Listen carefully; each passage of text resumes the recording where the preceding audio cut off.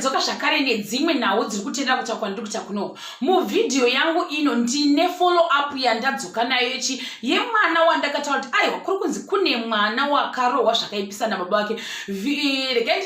Handingati vidhiyo asi mufananidzo wemwana uyu wakatenderera kumafacebook streets asi ndaiva ndisina more information pakuti mwana wakanga anyanya kurohwa zvanga zvaita sei asi kunonzi baba vake vanga vari on the run. Ndo information yanga ndanyatsa kuwana. Saka pakutendera pepe ndichitsvaga nyaya dzakasiyana-siyana ndobva ndadhumana nepost long post yakaiswa nevezim celebs uyezve neclip yabva kupi kuZBC yavanga vakaisa ipapo. Ndikati pfega sei ndidzoke zvakare nemadetails okuti mwana uyu chii changa chaitika uyezve chazwa kuti baba vatize nekuda kwei. Zvikanzi necopy and paste yakaiswa iyi. Police in Mashonaland East have launched a manhunt for a Marondra man who brutally assaulted his 12-year-old son with a switch for leaving the family garden at Rustenburg farm unattended.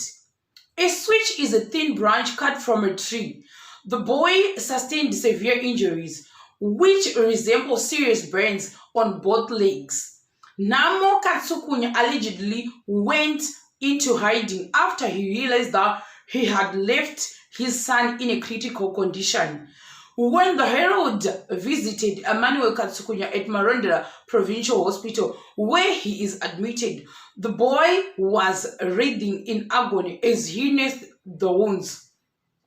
His mother, Trines Thomas, cut a distraught figure as she tried to come to terms with the horror attack. She is failing to buy medication and she is afraid to go home as rumor had it that her husband was threatening to kill her. Emmanuel was at our garden when his friend asked to be accompanied to the grazing area to look for lost cattle, said Miss Thomas. Emmanuel agreed and left the garden unattended. The father went to check in Emmanuel at the garden and saw that he had left the garden unattended. He then went to the grazing area to look for the boy, and when Emmanuel saw his father approaching the grazing area, he knew he was in trouble and immediately returned to the garden. Upon arrival, he saw his father waiting for him with the 10 switches which he used to brutally assault him. Miss Thomas said when her husband told her that he had disciplined Emmanuel, she took it lightly, but later learned that the boy had been badly injured. Emmanuel refused to have dinner that night and went to sleep, she said. The next morning, I discovered that the child could not stand on his feet. When the father commanded him to stand up, he fell on his back. My husband realized Emmanuel's condition was bad and he immediately fled from the scene and went into hiding. Miss Thomas said she sought help from local health personnel who they reported the matter to police who failed to locate the father. National Police spokesperson Assistant Commissioner Ponyat said the boy had been left almost paralyzed. Nababa vake nenhau yekuti wakasiya garden risina kurindwa wabatsira uyo kundotsvaka mombe. Akabva wanyanya kuti hasha idzodzo dzekuda pamwe mugarden macho vamusina kutombopaswa kana kuti mombe dzasina kutombopinda mugarden macho asi wakarohwa mwana kusvika level iyoyo. Sikasi kuti zvazvidi nyaya iyi yakatondokuda nekuZBC kuda kutoti baba vari kutotsvakwa asikamboiti ende handisi kuti vachaguma kusvika rini vachingotiza kuti kugara mudondo kwakaoma asikamboita ndikula nhema unotiza uchindepi uchangoguma wabakwa zvako. Zvikanzi nevamwe some African fathers just think beating is the only way to discipline a child, but it is wrong, backward and barbaric. I agree with you. Some children are punished for being born when they did not choose it. My sentiments are about this issue. How can we help financially? Please, can someone get me contact details? I'm glad this is being talked about. We have focused more on domestic violence, but limiting it to couple or elderly fights. Children suffer at the peril of their parents. Most homes are not safe at all. Parents take out their frustrations on the children and make them their punching bag. Unfortunately, majority cannot report or speak up because they are scared of becoming homeless and they strive kufadza mutengi wechingwa nehupfu. Imagine that one person was who is meant to protect, love, and guide you being your worst nightmare and the sole cause of your sorrows. Children do not choose to be born, but the suffering they receive is so heartbreaking. Stop child abuse nevamwewo zvakare vangataura sezvizvi. Zvikanzi this comment, it actually toes my heart. This is very sad. Vamwe vakati, can you also do a GoFundMe for him please? Tibatsirewo vamwe. Vamwe ndokuti this is very evil and wicked. Kurova mwana wako like uri kurova nyoka here. Akawanikwa ngaavharirwe 40+ years nevamwewo zvakare. Baba vanoda kumborogwa then imprisoned, then wonyimwa chikafu varimo mujeri imomo, ngaanorwe nevamwe varume vakuru varimo imomo, ndo pachana kuti haana kungwana ndevamwe wavo. Really, saka uda kuuraya mwana wako nekuda kuti wakasiya garden riri unattended, yet vamwe mugarden imomo hapana kana mombe yakapenda, asi worova mwana kusvika level iyoyo. Vamwe ndokuti baba ava havaiti zvokwadi. When I heard panzi kana zviri zvinhu zvomuvillage oroikira hatsiurike hamumugoni, ndabva ndatoziva kuti type yemunhu wataurwa paakamira sei nevamwewo vacho vakadaro kudaro.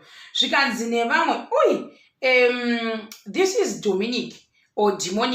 The wife is lying. I think she was also being abused nevamwe wavo kuti pamwe murume wavo kutorova zvamairova izvezvi, saka pamwe vakutoti cover up. She is now just realizing the impact of the abuse when it has already manifested on the child. This is sad. Zvikanzi mukadzi ari kunyemba, if only the child could tell the mom that she's lying. Wife is definitely lying. Some other has done this before. Stockholm syndrome is real.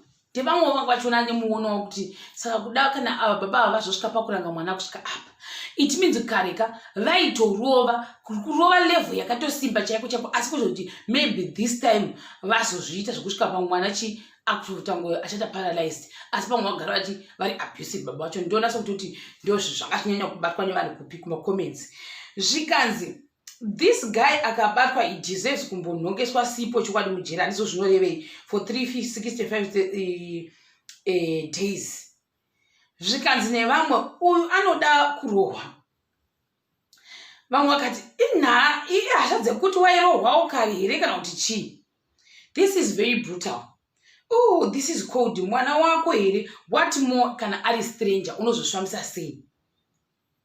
Vamwe ndokuti what's going on in this world nai kana vanhu vorova mwana wako wakasvika kusvika palevel iyi. The irony of this just recently zvakangooma tiri kureva nhema. Pane zvimwe zvinhu zvamunongodedza kuti ana baba zvisingatombodeserve kunzi baba. This is witchcraft on the daylight. Guys, tell me your own blood, why would you do that to your own blood? Nevamwe this shouldn't be deemed as corporal passion. Please, this is child abuse. This is assault. Nevamwewo futi. Uyo akabatwa anofana kugara mujeri zvamu chose.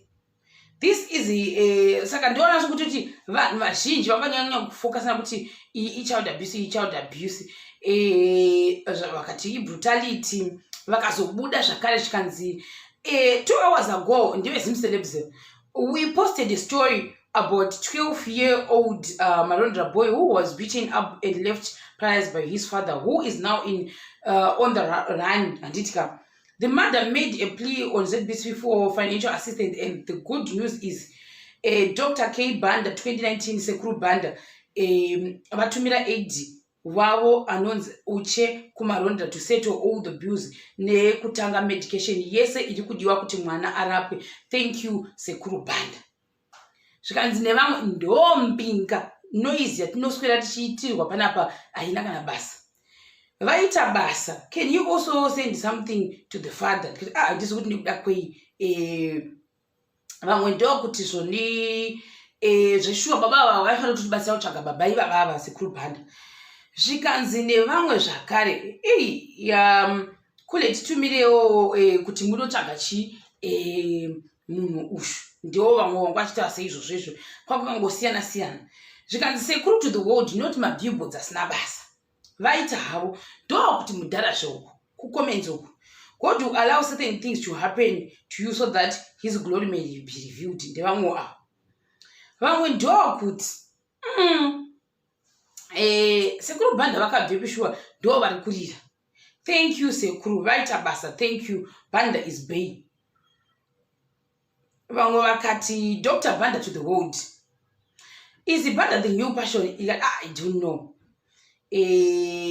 zvikanzi nevamwe eti prophet Java this is the kind of stuff you're supposed to be doing not muchide kuswera muchiita izvozvo and don't you dare to tell me kuti zvakati saka zvanga zvingori mixed feelings but vanhu vangu vachitenda kuti Sekuru Banda maita basa madi mabatsira mwana uyu atikura nhema saka ndo zvandakandavaira zvomukati mevhidhiyo ino tichakubatai zvakare pachikamu chinotevera.